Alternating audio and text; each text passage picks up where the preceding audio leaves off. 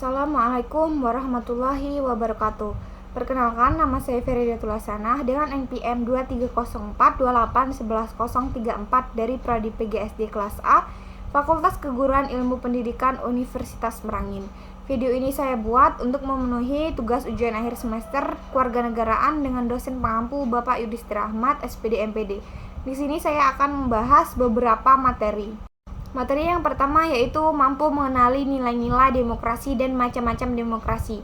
Demokrasi adalah sistem pemerintahan di mana kekuasaan dipegang oleh rakyat. Nilai-nilai utama dalam demokrasi meliputi 1. Keadilan, perilaku yang adil bagi semua warga negara tanpa membedakan suku, agama, atau status sosial. 2. Kemerdekaan, hak untuk berpendapat, berserikat, dan beragama tanpa investasi yang tidak sah dari pemerintah.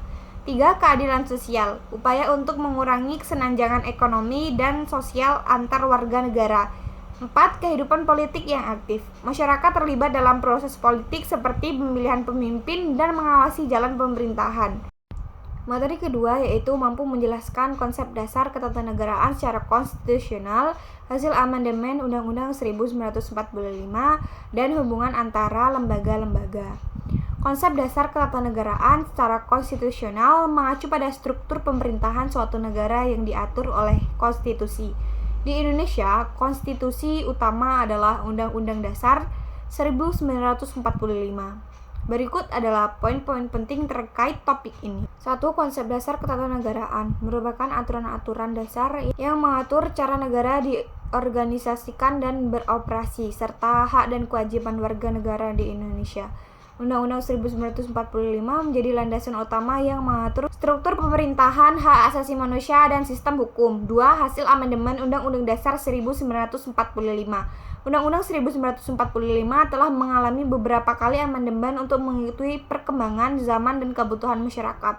Amandemen dilakukan untuk memperbaiki ketidaksempurnaan, menyesuaikan dengan perubahan sosial dan politik, serta memperkuat sistem demokrasi. Contoh perubahan penting meliputi pengenalan MPR, Majelis Permusyawaratan Rakyat, sebagai lembaga legislatif tertinggi, perubahan sistem presidensial, dan peningkatan perlindungan hak asasi manusia.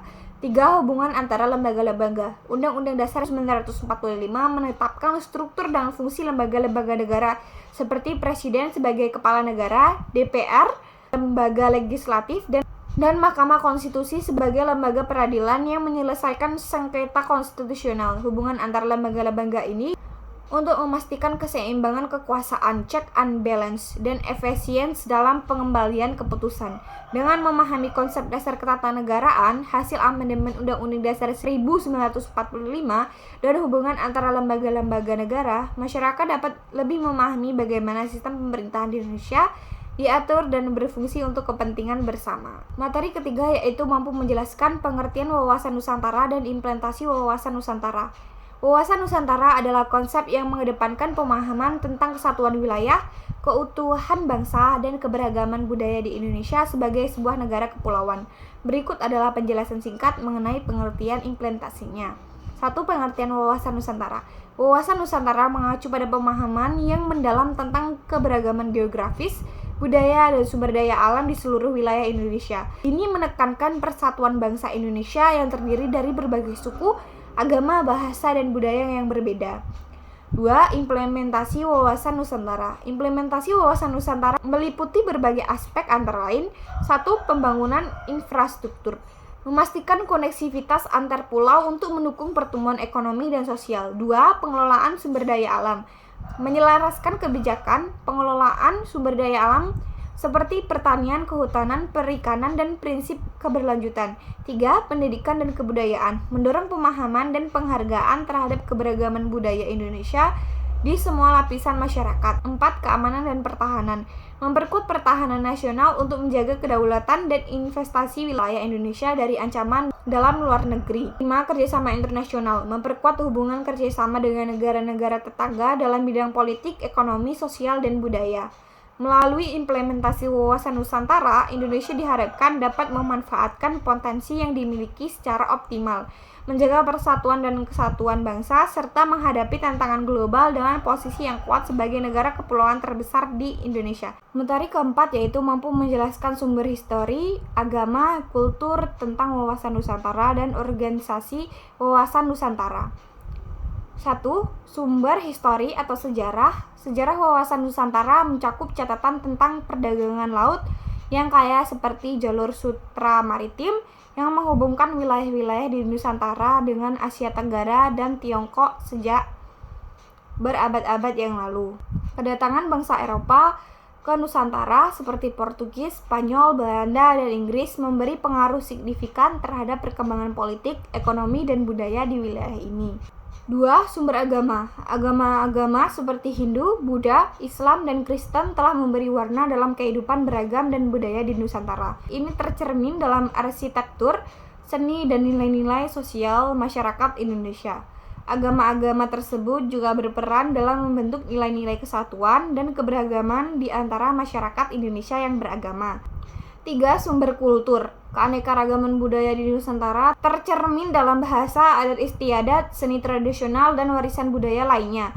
Budaya-budaya lokal yang kaya memberikan identitas unik bagi setiap daerah di Indonesia sekaligus menjadi kekuatan dalam memperkaya wawasan dan persatuan nasional. Urgensi wawasan Nusantara. Pertahanan kedaulatan. Sebagai negara kepulauan terbesar di Indonesia, wawasan Nusantara penting untuk menjaga kedaulatan wilayah Indonesia dari berbagai ancaman baik dari dalam maupun luar negeri. Pengelolaan sumber daya alam. Wawasan Nusantara membantu dalam pengelolaan sumber daya alam secara terpadu berkelanjutan, memastikan pemanfaatan yang optimal tanpa mengorbankan keberlanjutan lingkungan. Pengembangan ekonomi. Konektivitas antar pulau yang diperkuat oleh wawasan Nusantara mendukung pengembangan ekonomi nasional, memperluas akses pasar, dan meningkatkan distribusi kekayaan nasional secara adil. Penguatan identitas nasional. Wawasan Nusantara memperkuat rasa bangga dan identitas nasional sebagai bangsa yang memiliki kekayaan alam, budaya, dan sejarah yang luar biasa di kawasan Asia Tenggara. Dengan memahami sumber histori, agama, dan kultur yang menjadi pondasi wawasan Nusantara serta menghargai urgensi implementasinya, masyarakat Indonesia dapat membangun kesatuan dalam keberagaman dan mengambil langkah strategis untuk menjaga dan memajukan keutuhan negara Indonesia yang Bhinneka Tunggal Ika. Materi kelima yaitu mampu menjelaskan pengertian ketahanan nasional dan tantangan pertahanan nasional. Pengertian ketahanan nasional. Ketahanan nasional adalah kemampuan suatu negara untuk mempertahankan kedaulatan, keutuhan wilayah, dan keberlangsungan kehidupan masyarakatnya di tengah-tengah berbagai ancaman dan tantangan, baik dari dalam maupun luar negeri. Ketahanan nasional tidak hanya mencakup aspek militer tetapi juga meliputi aspek politik, ekonomi, sosial budaya, teknologi, dan lingkungan. Tantangan dalam ketahanan nasional. 1. Ancaman militer. Tantangan ini meliputi potensi konflik militer, invasi, terorisme, dan ancaman dari pihak asing yang berpotensi mengganggu kedaulatan dan keamanan nasional. 2. Ancaman non-militer. Meliputi ancaman ekonomi dan krisis keuangan global, bencana alam, perubahan iklim, kesejahteraan tradisional, seperti perdagangan manusia dan narkoba, serta tantangan sosial seperti radikalisme dan ekstremisme. 3. Tantangan politik. Termasuk dalam hal ini adalah destabilisasi internal yang dapat muncul akibat ketidakstabilan politik, terutama terkait dengan polarisasi politik, konflik internal, dan tantangan terhadap kekuatan institusi pemerintahan. 4. Tantangan teknologi. Seperti ancaman siber yang dapat mengganggu infrastruktur teknologi informasi, keamanan data, dan serangan terhadap sistem komunikasi nasional. 5. Tantangan sosial dan budaya. Termasuk dalam tantangan ini adalah ketahanan dalam menjaga kesatuan dan keberagaman budaya di tengah tekanan globalisasi dan modernisasi yang dapat mengancam identitas nasional. Melalui pemahaman tentang ketahanan nasional dan pengidentifikasian tantangan yang dihadapi, suatu negara dapat mengembangkan strategi yang komprehensif untuk melindungi kepentingan nasional dan keamanan masyarakatnya, serta membangun fondasi yang kuat untuk kemajuan dan kesejahteraan bersama. Materi ke-6 yaitu mampu menjelaskan, menggali sumber histori, sosiologis, dan politik tentang ketahanan nasional, bela negara, dan urgensi ketahanan nasional dan bela negara. 1.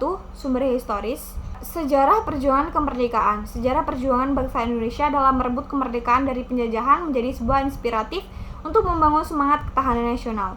Peristiwa-peristiwa seperti pertempuran Surabaya dan proklamasi kemerdekaan menjadi titik tolak penting dalam pembentukan identitas dan semangat patriotisme. Keragaman budaya, keanekaragaman budaya di Indonesia menjadi modal penting dalam membangun kesatuan nasional yang kokoh. Budaya-budaya lokal yang beragam memberikan kekuatan dalam menghadapi tantangan eksternal dan internal. 2. Sumber sosiologis. Kohesi sosial, solidaritas sosial antar warga negara merupakan fondasi penting dalam membangun ketahanan nasional. Pemahaman yang dalam tentang keberagaman sosial dan toleransi antar etnis, agama, dan budaya menjadi kunci untuk mengatasi konflik internal dan memperkuat persatuan. Pendidikan dan kebudayaan. Pendidikan yang membangun rasa cinta tanah air dan penghargaan terhadap nilai-nilai kebangsaan serta kebudayaan lokal sangat mendukung pembentukan mental bela negara di kalangan generasi muda. 3. Sumber politik, keamanan dan pertahanan. Kebijakan politik yang menjamin kedaulatan dan keamanan nasional menjadi bagian integral dari upaya membangun ketahanan nasional. Ini mencakup kebijakan pertahanan yang efektif, kerjasama internasional dalam penanganan kejahatan lintas batas dan keamanan maritim. Kebijakan ekonomi dan sosial. Kebijakan yang berorientasi pada pemerataan pembangunan ekonomi dan sosial, termasuk akses terhadap pendidikan, kesehatan, dan infrastruktur, mendukung stabilitas sosial dan ekonomi yang merupakan aspek penting dari ketahanan nasional. Urgensi ketahanan nasional dan bela negara, pemeliharaan kedaulatan. Ketahanan nasional dan semangat bela negara sangat penting untuk menjaga kedaulatan wilayah dan melindungi kepentingan nasional dari berbagai ancaman baik dalam maupun luar negeri. Mempertahankan persatuan dan kekuatan bangsa, mengembangkan kesadaran nasional dan semangat patriotisme, memperkuat persatuan dalam keberagaman serta membangun kekuatan bersama untuk menghadapi tantangan global. Pembangunan berkelanjutan. Ketahanan nasional tidak hanya mencakup aspek pertahanan militer, tetapi juga membangun ekonomi yang berkelanjutan, pengelolaan sumber daya alam yang bijaksana, dan perlindungan lingkungan hidup untuk berkelanjutan generasi mendatang. Baik, itu tadi materi yang dapat saya sampaikan. Lebih dan kurangnya saya mohon maaf. Saya akhiri. Wassalamualaikum warahmatullahi wabarakatuh.